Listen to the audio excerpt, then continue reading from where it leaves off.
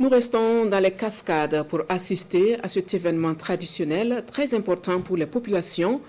Pour la 5e fois, le village de Laboula, canton du Karaborola, célèbre le Dafing Bar ou la fête des récoltes. Ils étaient nombreux à faire le déplacement pour communier donc avec la coutume. Hassan Gourabou, Siriki Milogo et Moumouni Baro nous font vivre l'ambiance.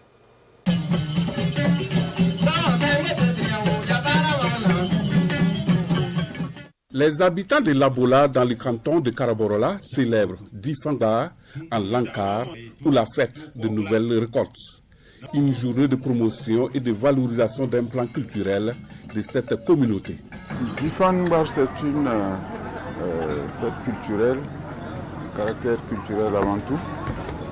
C'est aussi une fête traditionnelle, c'est la promotion aussi de la culture.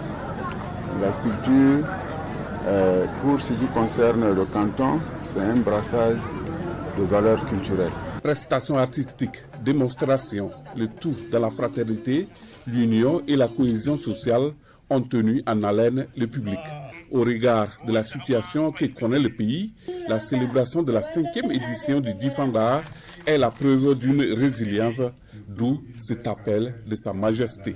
Nous avons aussi voulu que les populations puissent, dans cette situation particulière que connaît notre pays, c'est-à-dire une situation de guerre, il faut le dire, une situation de guerre, que les populations, dans leur comportement de résilience, puissent malgré tout garder leurs valeurs culturelles et les utiliser même, ces valeurs culturelles-là, pour faire la guerre.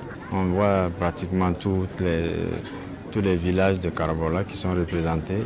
Chacun est dans la joie et il manifeste justement une cohésion et une résilience pour les combats de la zone. Le Difanga 2024 referme ainsi ses portes sur des notes d'espoir, l'espoir d'une sécurité retrouvée afin de s'investir dans l'offensive agro-silvo-pastorale.